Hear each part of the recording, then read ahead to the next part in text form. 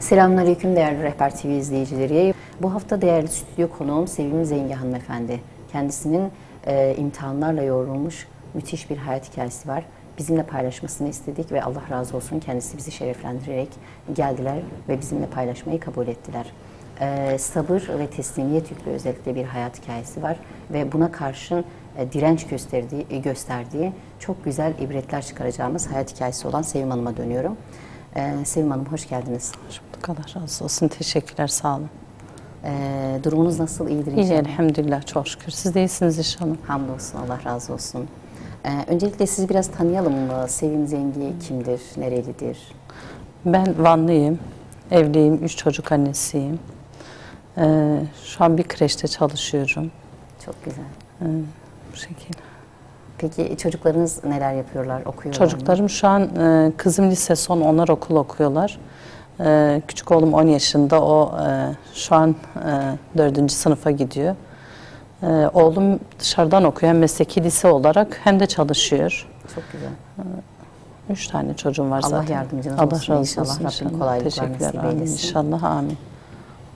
Peki size gerçekten sizi yakinen tanıdığım için de biliyorum hayat hikayenizde çok güzel ibretlik çıkarabileceğimiz, özellikle insanların gerçekten kendi hayatına alabileceği çok değerli dersler ve ibretler var. Tabii sizin için çok büyük zorluklar temelli olmuştur bunlar. Şöyle başlarsak eğer çocukluğunuzdaki ilk kırılma noktası veyahut çocukluğunuz nasıl geçti diye soracak olursak bize neler anlatmak istersiniz? Hocam çocukluğum çok güzel geçti. Tabii ki ta ki babamı kaybetmeden önceki şeydi. Çocukluk çok güzeldi. Çok güzel bir çocukluğum vardı. Anne babayla yaşıyordum. Çok değerliydiler. İkisi de çok değerliydiler. Bizi ellerinden gelebildiğince çok güzel eğitmeye çalışıyordular. Ki elhamdülillah çok şükür iyi ki öyle bir anne babaya sahiptim. 9 yaşındayken babamı kaybettim.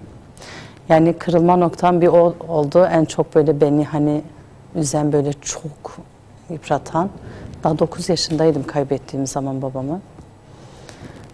O mesele çok kötüydü ve ölüm esnası.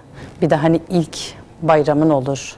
İlk bayram olur, baba olur, gidersin, elini öpersin. Herkes anne babasının elini öper. Ama sizde anne, sadece anne var, elini öpmeye gidiyorsunuz. O mesele hiç asla, o ilk bayram asla unutulacak gibi değil. Ondan sonra çok zor geçti çocukluğum. Ta ki büyüyünceye kadar tabii. Peki mesela babanızın vefat ettiği anı hatırlıyor musunuz desem? Evet. Aklınızda neler hatırlıyorum kalmış? Ve hiç böyle gözümün önünden gitmeyecek bir şekilde ve vefat ediş şekli bile dahi ben oradaydım, ben onu gördüm. Yıllar geçmesine rağmen halen taze ve de sanki şu anki gibi gözümün önünde vefat ettiği zaman küçük olmama rağmen gene hatırlıyorum. O çok zor, sürekli böyle aklımda, sürekli gözümün önünde. Peki anneniz bu süreçte nasıl bir sabır gösterdi yahut size davranışları nasıldı? Psikolojik olarak nasıl bir hal içerisindeydi? Annem bize yansıtmamaya çalıştı. Annem elhamdülillah çok şükür hepimizi eğitmeye çalışıyordu, yansıtmamaya, ama tabii kendisi çok yıprandı. Çok yıprandı. Benim babam zaten vefatından sonra abim bize destek çıktı. Tabii psikolojikmen o da çok zorluk çekti. Biz de çok zorluk çektik çünkü çok gençti. Büyük bir evin yükünü almak onun için de çok zordu. Kaç kardeştiniz? Biz 2 anneden 19 kardeşiz. Maşallah. 19 kardeşiz. 7 erkek, 12 de kız kardeşiz. Kızların en küçüğü benim. Erkek çocuklardan da en küçük kardeşim var. Benden 2 tane küçük var. En küçük Annemizden olan. Annemden biz 11 kardeşiz. 6 erkek, bir kız. 6 erkek, 5 kız. Diğer annemden de 7 kız, bir erkek. Allah hayırlı ömürler nasip eylesin. Amin inşallah. Amin inşallah. Peki bu süreçte birbirinize destek amacıyla daha da yanaştınız veyahut birbirinizi koruyucu, kollayıcı mı oldunuz? Ya da oldu. Biraz uzaklaşma gibi bir şey mi gerçekleşti? Bazen uzaklaştığımız da oluyordu. Bazen birbirimize çok böyle kenetlendiğimiz de oldu. Ama elhamdülillah çok şükür gene ayakta durmaya çalıştık. Hani yine birbirimize kenetlendik. Zor bir süreçti ama. Peki maddi olarak sizin için sakıncası olmazsa bize anlatmak ister misiniz? Babanızdan sonraki süreçte nasıl bir duruma geldiniz? Çünkü maddi varlığınızın yüksek olduğunu öğrenmiştim. Evet, maddi olarak yüksekti babam vefat etmeden önce. Ama vefatından sonra baya bir hani böyle hani sıfırlanır derler ya. O şekil, o hale geldik biz. Hiçbir şey kalmadı, hiçbir şey yoktu hani. Hani mal varlığı olarak vardı ama hani kullanabileceğimiz bir para, bir şey kalmadı artık elimizde. Abim yeni evliydi zaten. Eşinin, annemin zinetlerini satarak, küçük bir iş yeri mesela kurarak kendi o şekil ayakta durmaya çalıştı. Hani bizlere o şekil bakmaya çalıştı. Hani dediğim gibi psikolojik ben hem o çok kötü oldu hem biz çok kötü olduk. Çünkü çok gençti. Elhamdülillah çok şükür sonra yavaş yavaş hani tutunabildik, iyi oldu, durumlar iyi oldu elhamdülillah. Peki mesela bu süreçte bir çocuk olarak gözlemlediğiniz ya da ergen zamanlarda da, genç kız zamanlarınızda da gözlemlediğiniz zaman insanların tavrını, sizde olumlu veya olumsuz tesirlerini bize biraz aktarabilir misiniz? Hocam oldu. Mesela böyle çok destek beklediğiniz, hani öyle ki sırtını verip döndüğü oldu. Yani hiç desteği olmayan, babamın zamanında mesela desteği olan, yardım eden, hani babamla çok iyi olan birden öyle bir sırt çevirdiler ki biz çok kötü olduk. Hani hiç beklemediğin insanlardan, çoğu insanlardan da darbe yediğimiz hani oldu. Böyle sıkıntılar çektiğimiz de oldu. Peki bu mesela güven noktasında sizi nasıl bir şey azalttı veya nasıl bir pencere açtı? İnan ki hocam hani zaten güven olarak diyorum ya hani çok sarsıldık. Güven olarak hani güveniyorsun ama güvendiğin insanların hiçbir şey yapmaması çok şey oldu. Ama dediğim gibi elhamdülillah çok şükür gene ayakta durmaya çalıştık. Hani gene yapabildik. Çok şükür. Evet. Peki mesela gözünüzün önünden hiç kaybolmayan hayatınız boyunca tablolar var mı? Hani böyle insanlar hayatlarını bir silüet gibi bazen bir rüya misali, hayal misali aklının ucundan geçirir veya bazen çok farklı zamanlarda yine aklından geçer. Böyle hayatınızda, hayatınızın belli alanlarından resimler hatırlıyor musunuz? Mesela şu tablo çok derinden beni etkiledi, hayatım boyunca gözlerimin önünden silinmiyor dediğiniz resimler var mıdır? Evet hocam var. Babam abimin düğünde vefat etti. Yani o bizim için çok zor ve hiçbir zaman atlatacağımız bir şey değildi. Hani düğündü biz getirdik, gelini eve getirdiler. Zaten hastalığını biliyordu. O da sürekli hani düğün olsun bitsin çabasındaydı. Abimler de kalıyordu o düğün arefesinde. Hani dediler orada kalsın, karabalık olmasın. Ve tam gelini getirdikleri zaman aradılar. Dediler ki çok kötüdür. Annemin o hali hiç gözümün önünden gitmiyor. Hani bilirsiniz belki Doğu'nun kadınları iş yaparken şalvarlı olur, şey olur. O hiç aklımdan gitmiyor. Öyle o şekil yemekleri, şeyleri bıraktılar. Annem apar topar o haliyle arabaya atladılar gittiler. Gittiğimiz zaman zaten babam çok kötüydü. Yani abimin düğününde olması bizi çok böyle şey ki kaderdir. Olacağı varsa asla kimse geçmez önüne hani. O bizim için mesela çok zor oldu ki abim için daha böyle zor oldu. Onun düğününde vefatı. Evet. Yengem için mesela çok zor oldu. Yengem uzun bir süre toparlanamadı. Peki orada mesela aslında insanlar bazen çok mutlu anların içindeyken birdenbire o mutlu an yas haline veyahut hüzünlü bir hale dönüşebiliyor. Evet. Şimdi böyle durumları gözlemleyen bir çocuk, özellikle bir daha sonra da yetişkinlik ve gençlik dönemlerinde gözlemlediğiniz kadarıyla mesela hayata bakış açınızda sürekli anlara sabit kalmanın ya da anların geçiciliğiyle fark ettiğiniz esnalarda neler hissediyorsunuz? Yani daha doğrusu sizi ayakta tutan sabrınızı, bu dirayetinizle mesela neye borçlusunuz desek? Hocam zaten Rabbim onun sabrını veriyor. Yani muhakkak sen şükrettikçe Rabbim onun sabrını zaten verir ama annemin ayakta durması bize zaten büyük bir sabırdı. Hani belki içinde bilemem neler yaşadığını ama bize hiç onu yansıtmıyordu. mesela şey yapmıyordu. Mesela zor olan şeylerden biri de abim mesela düğünde hani takım elbiseli bir şekilde babamın tabutunu taşıması, o bizde çok böyle büyük bir etki bırakmıştı. Yani mesela normalde düğünlerde damatlar hani eğlence içinde olurlar arkadaşlarıyla şeyler. Benim abim mesela arkadaşlarıyla tabut taşıdı. Yani bu bizde çok kötü bir şeyde etki bırakmıştı. Yani hayatında şu an kare kare hatırladığın en büyük resimlerden biri, yani en önemli bir tablo göz önünde bulundurduğun, babanın abinin düğününde vefat etmesi ve abinin damatlığıyla o tabutu taşıması. Çok zor. Gerçekten çok Rabbim zor. rahmetiyle muamele eylesin inşallah. Amin inşallah. Ama çok büyük ve derin acılar yaşamışsınız ki çocukluğunuzdan başlamış bu süreç. Peki devamında genç kızlık sürecinde mesela psikolojik veyahut başka nasıl bir genç kızlık yaşadınız? Daha sonra eşinizle tanışma süreciniz nasıl oldu? Genç kızım hani güzeldi ama dediğim gibi hani gene bir eksiklikler, burukluklar zaten muhakkak oluyordu ki vardı. Eşimle uzaktan böyle akrabalığımız var, geliş gidişleri vardı. Hani o şekil başladı. Eşimin isteme süreci başladı mesela. Ben hani yok diyordum ama kendisini tanıdıktan sonra hani çok böyle merhametli, çok böyle sevgisi olan, hani çok değer veren, kabul ettim. Ki kabul ettikten sonra elhamdülillah çok şükür iyi ki de kabul etmişim. Onunla evliliğimiz çok güzeldi. Çok güzel bir evlilik oldu. Tabii sıkıntılar oldu. Yani çok sıkıntılar da oldu ama eşimle alakalı değildi. Eşimle asla hiçbir sorunumuz, bir alakamız yoktu. Biz onunla birkaç sene evliyken hani ne yazık ki hastalandı.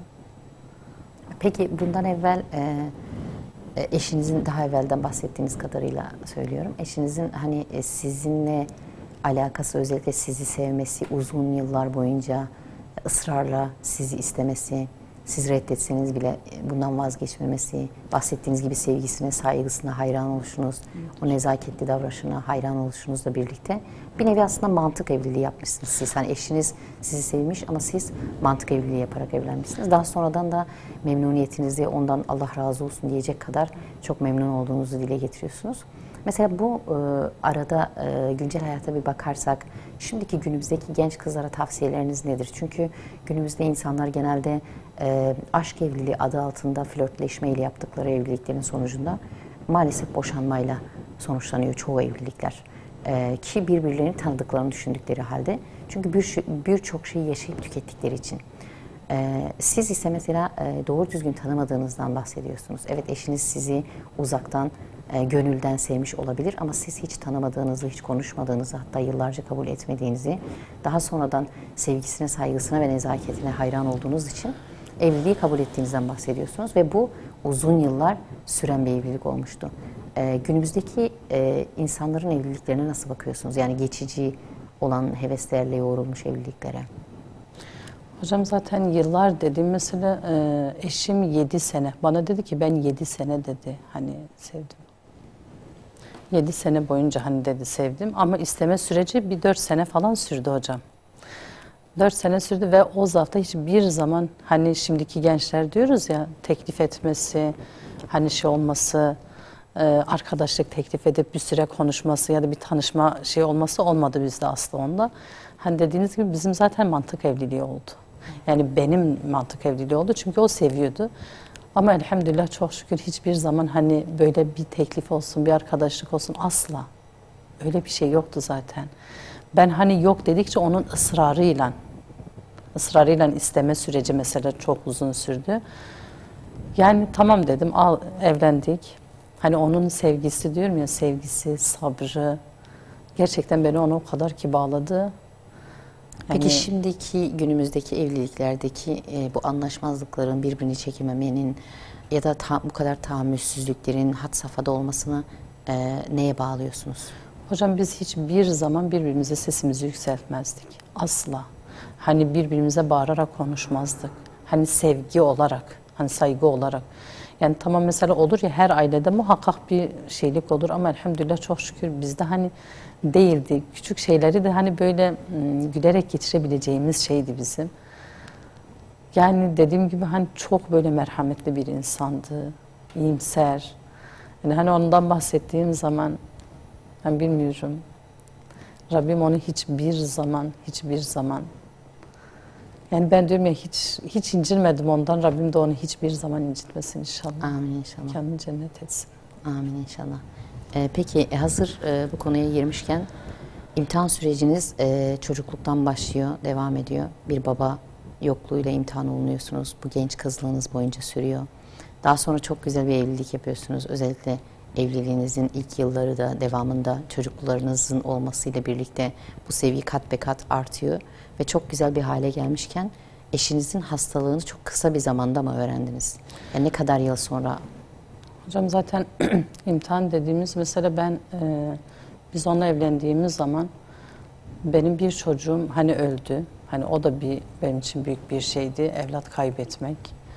Hani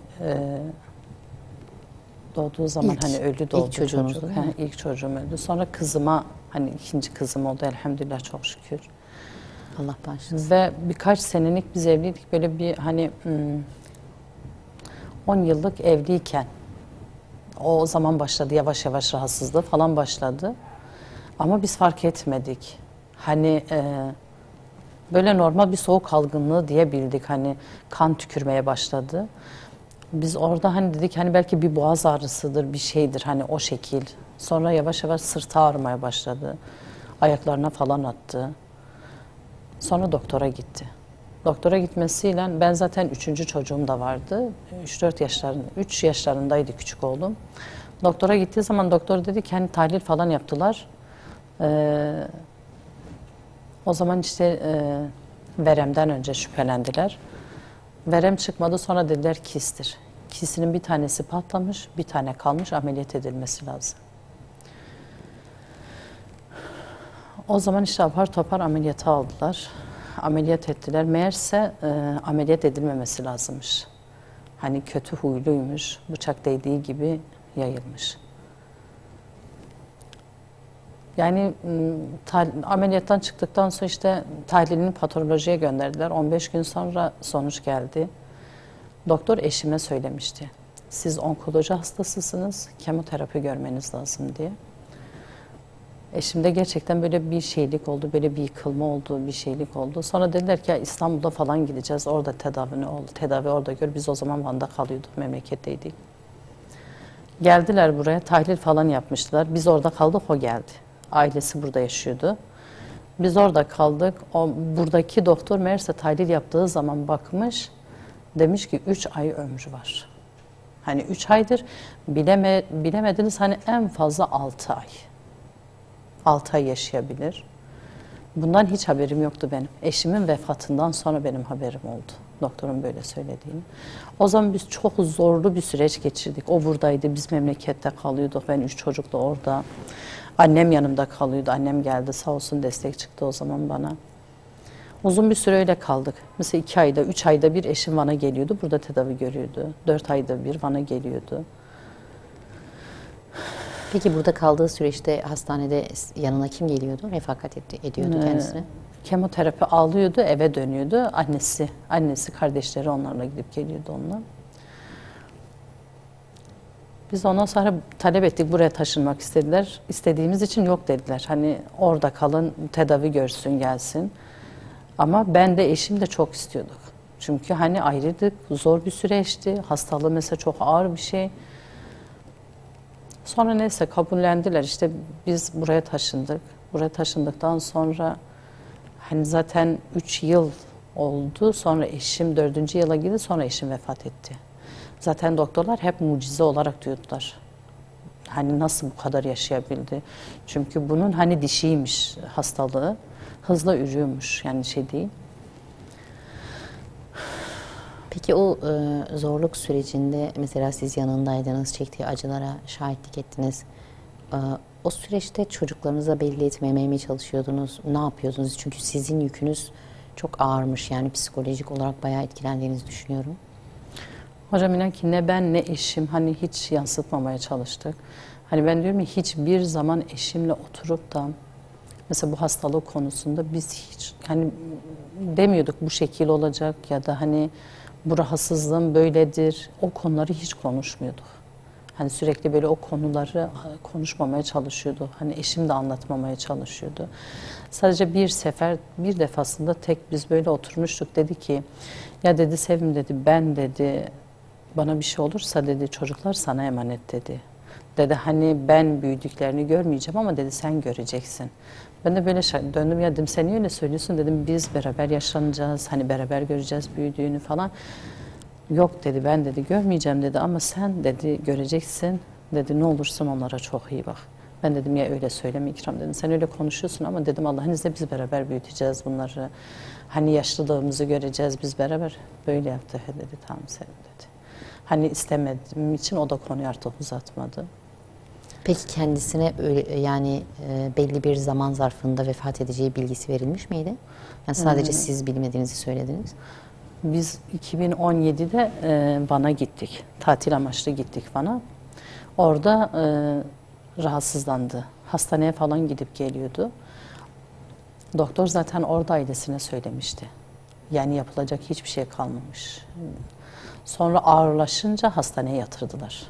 Hastaneye yatırdıkları zaman zaten onlara hani pazartesi gününe kadar her şeye hazırlıklı olun demiştiler. Ama benim bundan haberim yoktu. Biz biletlerimizi kesmiştik, İstanbul'a gelecektik. 1 saat arayla ben sabah saat 9'da gelecektim, o 10'da gelecekti. Ve biz böyle konuşuyorduk. Hastanede bana dedi ki sen gidiyorsun havaalanında dedi, beni bekle. Biz beraber dedi geldiğimiz an beraber oradan hastaneye gideceğiz. Hastaneden eve dönelim. Yani biz o şekil konuştuk. Ne benim ne onun hiçbir şeyden haberi yoktu. Doktor zaten hani yasaklamıştı çıkamaz diye. Ben o zaman kalacağım dedim. Madem ki seni bırakmıyorlar sen gelirsin ben kalayım. Kabullenmediler, dediler yok sen git dediler. İstanbul'da o gelecek gibisinden. Tamam dedim, ben de gittim. Geldim İstanbul'a 2 gün. 2 gün kaldım, kendisi demişti dayısına. Söyleyin benim hanımım çocuklarım gelsinler diye. Tekrar bir daha buradan biz Van'a gittik. Van'a gittiğimiz zaman hastaneye zaten gittik direkt. Benim gene hiçbir şeyden haberim yok. Daha da kötü olmuş, daha da fenalaşmış. Ben gittiğim zaman zaten yataktaydı, oturmuştum.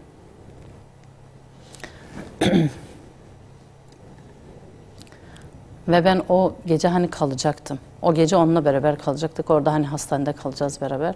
Bana dedi ki sen git dedi. Ben dedi zaten gündüzün dedi. Sen ayakta çok kalırsan yorulursun. Gece sen git gündüz gel.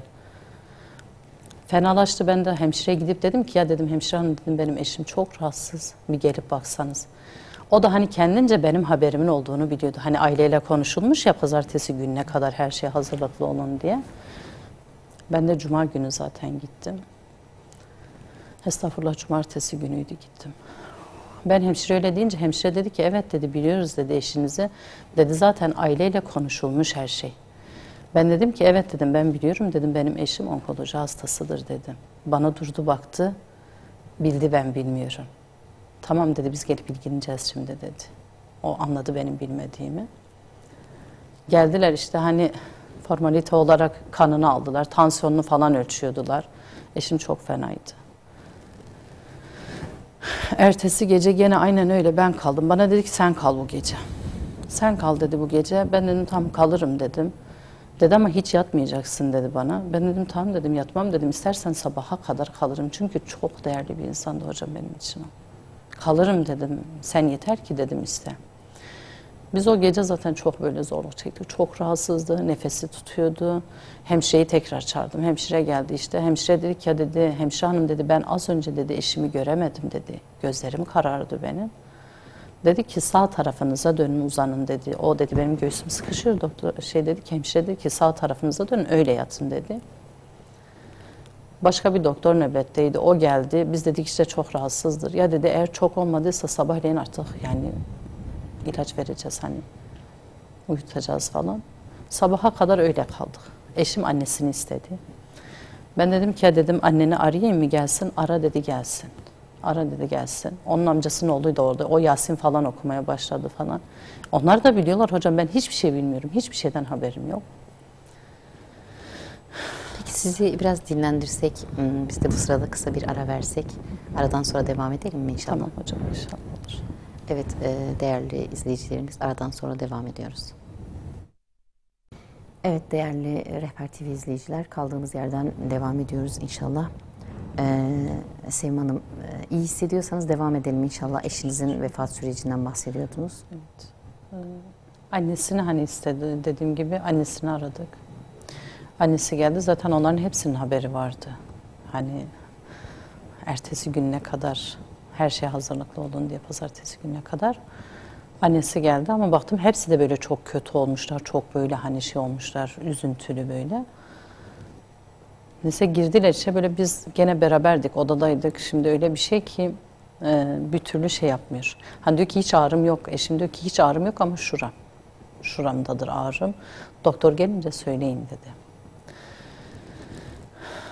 Peki Sabah siz böyle his gibi bir şey yaşadınız mı? Hani vefat edeceğine dair veyahut hiçbir şey bilmediğiniz için? hocam belki kondurmadığım için diye da. Hani hiçbir şey zaten bilmiyordum. Hani değil mi, o hani hastalık sürecinde biz zaten hiç o konuları da hiç açmıyorduk bile. Yok hani ben vefat etsem sonrası ne olacak, ne şekil olacak. Hiçbir zaman biz o şekil mesela konu. Sadece diyorum ya, bir sefer tek öyle hani çocuklarla alakalı öyle hiç konuşmadık. Yani biz o gece zaten sabah namazına kadar o şekildik. Ben böyle sabah namazına gittim, sabah namazını kıldım, geldim gene yanına. Güneş doğdu. Ben dedim ki bak dedim, görüyor musun dedim, güneş doğdu, ne güzel dedim böyle. Başını böyle çevirdi, baktı, böyle yaptı, başını salladı. Zaten hep oturmuştu yatakta, bağdaş kurmuştu. Ben dedim ki ona, ya dedim sen bu kadar dedim oturmuşsun, ayaklarını biraz dedim yataktan sarkıtsana dedim, hani şey olsun. Ayaklarını yataktan sarkıttı, ben biraz böyle önünde durdum falan, başını bıraktı falan göğsüme, böyle bir süre öyle bekledik. Sonra tekrar uzandı. Tekrar bir daha kalktı, oturdu. Sabah doktor geldi. Doktor geldi, ben de hani kendimce şikayet ediyorum. Diyorum ki hocam diyorum, hiçbir kimse ilgilenmedi dedim eşimle. Eşime böyle yaptı dedi. Sen nasılsın? Eşim böyle yaptı. Oturmuştu zaten. Böyle yaptı. Kaynıma böyle göz işareti yaptı. Dışarıda konuşalım diye. Böyle dosyalarına falan baktı. Dışarıda konuşalım diye. Kendi doktoruydu zaten. O hep ilgileniyordu onunla. O çıkınca ben dedim hani hemen arkasından çıksam belki eşim der ki bir şey mi var acaba? Kötü bir şey mi var diye. Ben de çıktım arkasından, gittim ve kayınbabam gide dedi ki yapılacak hiçbir şey yok. Yani yapabileceğimiz hiçbir şey yok. Gene ben kendimde hiç aklıma gelmedi hocam. Gene hani vefat edecek ya da bir şey olacak gibisinden. Ve dedi ki dedi, istiyorsanız dedi yoğun bakımını alalım. Orada uyuturuz. Kayınbabam dedi ki madem ki yapılacak bir şey yoksa hiç uyutmayın dedi. Almayın yoğun bakımına dedi. Dedi hani gene ben konuşurum arkadaşlarla, hani hocalarla. Ve hiçbir zaman hani diyoruz ya, gözümüzün önünden gitmeyen tablolar hocam. Elini şu şekil yaptı doktor. Dedi ki dedi kisi bu kadar olmuş. Ve dedi bir ciğeri kadar olmuş dedi, büyümüş dedi.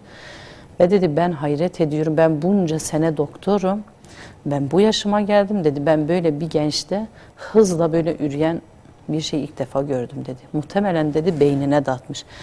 Ve onun vefatından çok sonra benim aklıma geldi ki dedim ki ya eşim diyordu ya gözlerim kararıyor. Demek ki ondanmış hani gözlerinin kararması. Birkaç defa öyle oldu. Ve ben içeriye girdim. Hani bir ara böyle gözüm göğsüne takıldı. Çok kötü oldum ben o zaman. Dedim hani acaba nasıl bir şeydir ki, hani sende nasıl bir şeydir ki o ağrı sende o kadar yapıyor, o kadar şey yapıyor. Ağrın var senin bu kadar. Hocam biz içeriye girdiğimiz zaman ben böyle zaten ayak ucunda durdum. Yataktaydı, kayınlarım falan vardı, kayınbabam vardı içeride. Baktım, ayağa kalkmaya çalıştı. Hani ayakları bağdaşta oturmuştu zaten. Ayaklarını toparlamaya başladı. Elini böyle göğsüne bıraktı. Elini göğsüne bırakarak sağ tarafına döndü. Sağ tarafına döndü ve kalkıp oturmaya çalıştı. Kalkıp oturunca ben dedim ki ya dedim herhalde rahatsızdır. Ben dedim doktor çağırsanıza dedim. Hiçbiri bir şey demedi. Hani diyorum ya, biliyorlar ya neyin ne olduğunu. Kaynım o şekil baktım, inne lillahi ve inne ilahi raciun dedi, uzattılar. Kayınbabam gözünü kapattı. Yani hani böyle eşimde Ben diyorum ya ruh alemini bilemem, nasıl ruhunu teslim etti onu bilemem. Ama gördüğüm kadarıyla o kadar ki güzel vefat etti ki hiçbir şey yoktu böyle. O zaman görümcem çığlık attı. Atınca ben de dedim ki hani kendimce dedim bağırmasın. Hani duyarsa dedim fenalaşır. Meğerse zaten vefat etmiş, ben hiç şey değilim. Hepsi. Geçtim Allah böyle rahmet başucuna eylesin geçtim, inşallah. kaynım çok bağırıyordu. Çığlık çığlığa kalmıştı o zaten. Ben de geçtim başucuna, ya subhanallah öyle bir şey ki hani şimdi düşündüğüm nasıl aklımı oynatmamışım. Nasıl hani diyorum ya sabır. Yani Allah-u Teala o sabrı demek ki vermiş ki bana, ben hani burasını elledim atmıyordu. Baktım bir defa bu göğsü kalktı oturdu, bir defa zaten ağzı bir hafif böyle açıldı kapadı, o kadardı. Aa dedim bak gene bunu da dile getiriyorum, yaşıyor diyorum. Gene ben bunu da dile getiriyorum ama gene kondurmuyorum ölümü. Yani hiç insan sevdiğine yakıştıramıyor ya. Hocam öyleydi zaten. Bundan ötürü belki son ana kadar hep bir umutla beklediniz. Hiç yakıştıramadığınız için. Gerçekten çok büyük bir imtihan. Rabbim size sabrını versin her daim. İnşallah hocam. İnşallah evlatlarınıza uzun ömürler versin. Peki ondan sonraki süreçte mesela çocuklarınıza Hocam karşınızda zor olan oğlumla, büyük oğlumla kızım İstanbul'da kalmıştılar. Ben ikinci kez gittiğim zaman onlar burada kaldı ve benim hani üzüldüğüm en çok olan nokta da ben onlara dedim ki ben gidiyorum. Hani onlar ısrarla anne biz gelelim mi dediler. Ben dedim yok gelmeyin. Dedim en fazla 2 gün sonra babanla döneceğiz dedim. Ve çocukların hiçbir şeyden haberi yoktu. Havaalanına gelmişler. Oğlum zaten amcalarıyla gelmişti.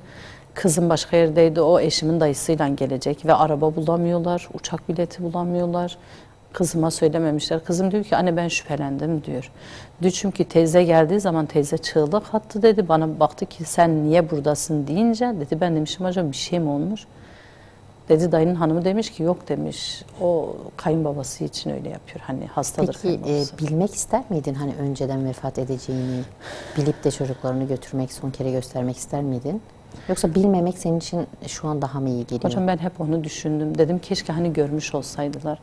Ama benim oğlum o kadar ki kötü etkilendi ki yani sanki böyle dedim gelmemesi daha iyi oldu. Çünkü oğlum öyle bir hale geldi benim zaten aklımı unutacak o kadar ki kötü oldu. Hani kızım da çok kötü oldu. Görmelerini isterdim ama o taziyede cenaze esnasında olmamaları daha iyi oldu. Hani görmemeleri daha şey oldu. Mesela küçük oğlum şimdi bana diyor ki anne diyor ben babamın öldüğünü biliyordum çünkü sen çok ağlıyordun ve çok karabalıktı ve benim babamın ayakları ağrıyordu yataktaydı. Hep o şekil kalmış. Hani ben diyorum ya babamın vefatı gözümün önünden gitmiyor. Oğul küçük oğlumun da hep şeyde böyle yatağın üstünde oturmuş. Yani babamın ayakları ağrıyordu. O yüzden hastanedeydi. O kalmış öyle gözünün önünde. Peki küçük oğlunuz kaç yaşındaydı babası vefat ettiğinde? 3,5 yaşlarında falan değil. 4 yaşındaydı. 4 yaşlarındaydı. Mesela çocuklarınızın da aslında bir nevi sizin küçüklüğünüzle aynı kaderi yaşaması, buna rağmen sizin bu kadar sabırlı ve dirayetli, çünkü tanıştığımızdan beri hep bu tavrınız, gerçekten dik duruşunuz, çocuklarınıza çok güzel bir örnek anne olmanız, sabrınızla, teslimiyetinizle, gerçekten hem Müslüman kadının duruşunu çok güzel sergiliyorsunuz, hem de yani elle tutulur bir sabrınız var. O kadar mükemmel bir şey ki bu, hani bir anne için. Yani evlatlarınızda bu süreçte nasıl destek oldunuz ya da nasıl sabredebildiniz, neye dayandınız? Hocam inan ki zaten annem benim için büyük bir örnekti. Annem mesela bizi gerçekten çok güzel böyle hani dedim ya belli ettirmemeye çalıştı, şey yaptı ki ben de onun hani yaptıklarını yapmaya çalıştım. Hani sabrettim. Gerçekten Allah'a sığındım ve hep yardımı Rabbimden istedim. Hani hep sabır olarak istedim ondan. Ki Rabbim de verdi. Yani sabrını da verdi elhamdülillah çok şükür. Bizim bir tane hani arkadaş Zeynep dediği gibi dedi ki biz dün onunla konuştuğumuz zaman böyle hani o da annesini çok küçük yaşta kaybetmiş genç böyle daha doğrusu nişanlıyken kaybetmiş ama onun da yaşı küçükmüş Zeynep'in de. O bir söz söyledi çok hoşuma gitti. Dedi ki ya dedi cenaze çıkan kapıdan camdan sabır girermiş. Yani o kadar hoşuma gitti ki o lafı dedim gerçekten de öyleymiş demek ki. Hani öldüğü zaman sabrettim. Nasıl? Bağırıp çağırmamaya çalıştım. Çünkü dedim ben öyle yaparsam ona zarar olacak. Ona Ki sabrettim elhamdülillah, çok şükür. Hani çocuklar, gerçekten destek olmaya çalışıyorum hocam. Çünkü elimden gelebildiğince yapmaya çalışıyorum. Onlara hani Rabbimizden gelen bir şey olduğunu, hani hastaydı babanız, hani zaten anlatma tarzı, mesela ben diyordum ki o şu an rahattır. En azından rahatladı, o hastalığı, o şeyi. Çocukları mesela mezara götürdüğüm zaman dua edip onlar da konuşuyorlar babalarıyla.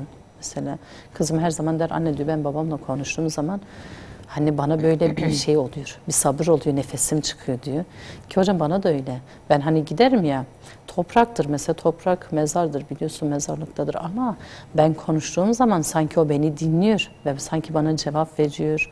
Derdimi anlattığım zaman, sıkıntılarımı anlattığım zaman sanki bana böyle bir, hani biz evde olduğumuz zaman oturur anlattığım zaman sabırla dinlerdi beni.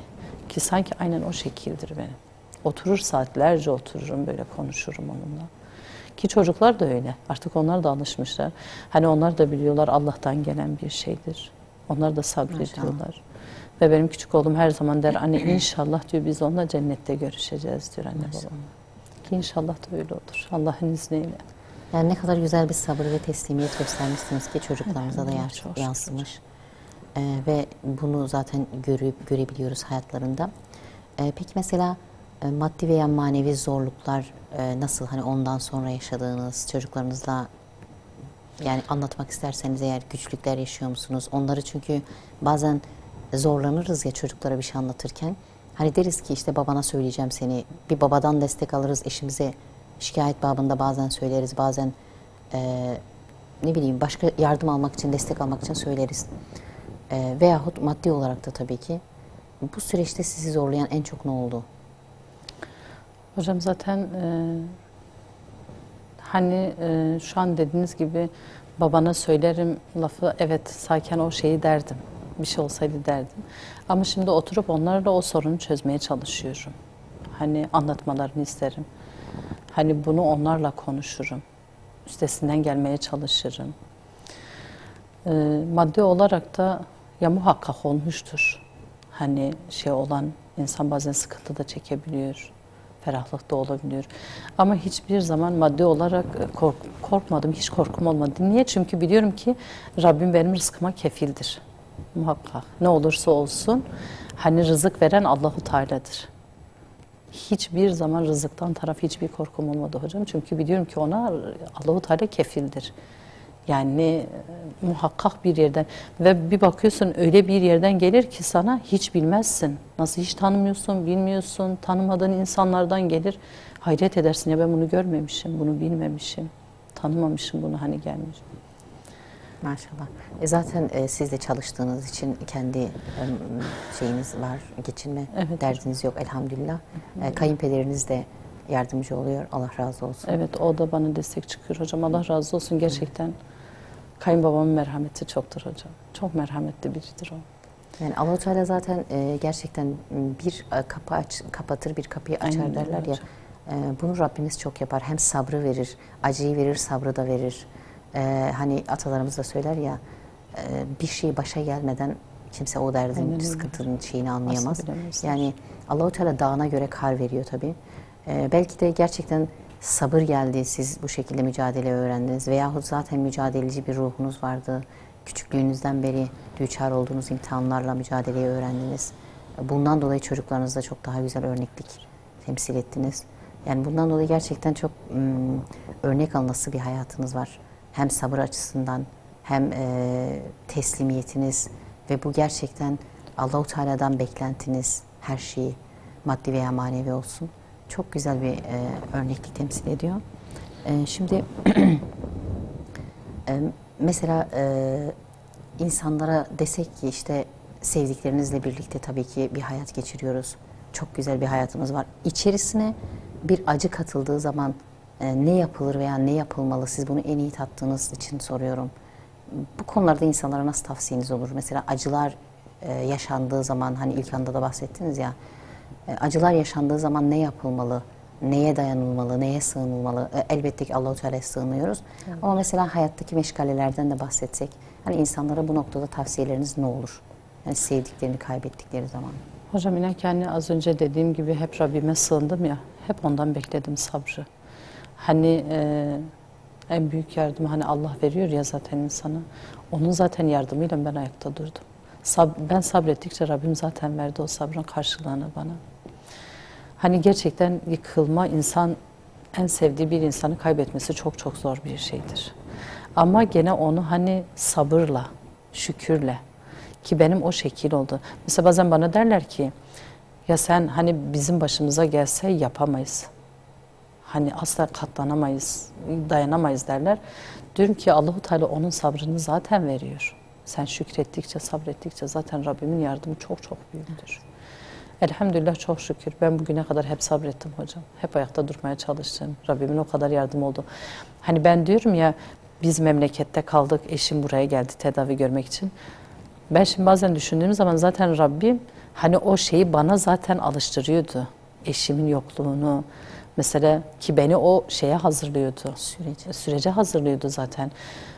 Ve ben buraya geldiğim zaman mesela o kadar koca bir ailem oldu ki, arkadaş çevresi o kadar oldu ki Allahu Teala hiçbir zaman onları hiçbir zaman hani sıkıntıya koymasın, ki onların bana o kadar büyük bir desteği oldu ki hani maddi olsun manevi olsun, ki demek ki Rabbim bana bu zemini hazırlıyormuş. Hani biz buraya geleceğiz, eşim memlekete gidecek, orada vefat edecek ve biz tek başımıza burada kalır, ki ben vefatından önce böyle bir şey düşünseydim asla aklıma gelmezdi. Yani benim böyle bir şey yapacağım, buraya gelip kalmam, çocuklarımla kalmam, eşim memlekette kalması. Ama dediğim gibi hani Allah-u Teala razı olsun, inşallah arkadaşlar çok destek çıktılar. Onlar mesela maddi manevi olarak. Hani ne bileyim hocalarımız olsun, Melih Hoca olsun, diğer arkadaşlar olsun, abiler olsun. Hiçbir zaman ne çocukları yalnız bıraktılar hocam, ne mesela beni yalnız bıraktılar. Rabbim bin kere onlardan razı olsun inşallah hocam, hepsinden de. Ama dediğim gibi gerçekten demek ki biz sabretmişiz ki, şükretmişiz ki hani Rabbim bu şeyi bize verdi. Bu ferahlığı, bu şeyi. Hani zor değil demiyorum, zor hocam. Ama hani sabretmek lazım, şükretmek lazım. Hani dediğim gibi öyle evlilikler olurlar ki çok çabuk biten bir evlilik. Ama bizim mesela elhamdülillah çok şükür eşim vefat ettiği halde bile dahi halen onun için hani koca bir sevgim var ona hocam. Çünkü onun merhametli olması, sevgili olması hocam benim için büyük bir şeydi. Yani sizin hayatınıza baktığım zaman kendi adıma en büyük gördüğüm şey çok büyük bir emek var. Yani siz sevgiyi yaşamışsınız. Hani bugünlerde vardır ya günümüzde sevgi sözcüklerde veya romantizmde aranır, özel günlerde aranır. Ama size baktığım zaman böyle sevgiyi ilmek ilmek işlemişsiniz. Birbirinize karşı o kadar güzel yaşatmışsınız, kanıtlamışsınız adeta. Belki bundan ötürüdür birbirinizi gerçekten hala vefat etmesine rağmen bu kadar güzel bahsediyor oluşunuz, bu kadar kalben bağlı oluşunuz gerçekten çok mükemmel ve takdire şayan. Hocam şimdiki dediğim gibi hani bu özel günler olur. Hani illaki olması gereken, ısrarla ediyorlar hani özel günümüz olsun şu. Bizde her günümüz bizim özeldi hocam. Mesela. Her günümüz bizde mesela hani birbirimize güzel sözler söylememiz şimdiki gibi değildi hocam. Mesela bu filmlerde görünenler gibi iki söz söylemeleri, birbirlerine bağlı olmaları ve sonradan hemen bitmesi sevgi. Bizim öyle bir şey değildi hocam. Hani dediğim gibi bizim nasıl anlatayım, aşk değildi, sevgiydi. Mesela aşk çok çabuk biten bir şey hocam. Ama bizim öyleydi ki sevgi. Mesela biz bazen böyle arabada giderdik hocam. Birden bir bakıyorsun böyle trafik var, trafikteyiz. Böyle birden arabayı durdururdu. Hani bu şeylerde, kaldırımlarda falan çiçekler olur, ekilir hocam. Hı hı. Çok güzel çiçeklerdi memlekette. Birden bir bakıyordun arabayı durduruyordu, iniyordu aşağıya. İniyordu aşağıya, oradan bir iki tane çiçek koparıyordu, getiriyordu. O benim için bir dünyaydı hocam. Belki gidip çiçekçiden demet demet almıyordu ama onun oradan bir tane gül getirişi bile bana bir dünyaydı böyle. Şimdi halen yeğenlerim anlatır, bazen geçeriz oradan, hatırlıyor musun teyze diyor burayı. Eniştem hep buradan sana çiçek koparırdı. Hani dediğim gibi hocam mesela belki almıyordu, hani demet demet almıyordu ama onun bir tane o çiçeği bana bir dünyaya bedeldi. Sevgisini onunla bir de anlatabiliyordu bana hocam. O yüzden hani diyorum ya özel günümüz yoktu ama bizim için her gün özeldi hocam. Maşallah. Her gün de özel günümüzdü bizim. Rabbim inşallah sizi cennette buluştursun. Amin. Gerçekten Amin, çok güzel hocam. bir hem çok güzel, hem çok ibretlik, hem çok imtihanlarla yorulmuş ki daha arka planı bildiğim için çoğuna, en acı yerlerine değinmediniz. Bunların hepsini gerçekten bizimle paylaştığınız için Allah razı olsun. Çok sağ olun. İnşallah hayatında böyle imtihanlar yaşayan, zor süreçler geçiren veyahut sevdiğini daha yaşarken kıymetini bilmeyen insanlara faydamız olur. Dinlerken bir nevi olsun sizden etkilenirler. Bu sabrınızdan, metanetinizden veya hala sevgi dolu bahsedişinizden, hastayken ona yaptıklarınızdan, desteğinizden, bütün bunlardan inşallah ders alabilen insanlar olur. Ya da insanlara bir nebze olsun ulaşmış, fayda sağlamış oluruz. Allah razı olsun geldiğiniz Sizden için. inşallah hocam. Çok Allah sağ olun. sizden de razı olsun dinlediğiniz için hocam. Sizi ağırladığımız için gerçekten çok mutlu olduk. Rabbim her zaman hayatınız boyunca size yardımcı olsun inşallah. İnşallah Cennette buluştursun sevdiğinizle. İnşallah hocam. Allah sizden razı olsun inşallah. Sağ olun hocam. Çok sağ olun, çok teşekkürler. Evet sevgili izleyicilerimiz, bu haftalıkta değerli konuğumuza çok teşekkür ediyoruz. Bizimle çok güzel bir hayat hikayesini paylaştı. Biz ondan nasibimize düşen emekten, nasibimize düşen hisseden ve nasibimize düşenden dersler, ibretler çıkarmaya çalışacağız inşallah. Allah hepinizden razı olsun. Sizler de bizleri dinlediğiniz için, bize vakit ayırdığınız için. Bu haftada bizden bu kadar. İnşallah haftaya başka bir konukla, başka bir konuyla devam edeceğiz. Allah'a emanet olun. Hayırlı günler diliyorum.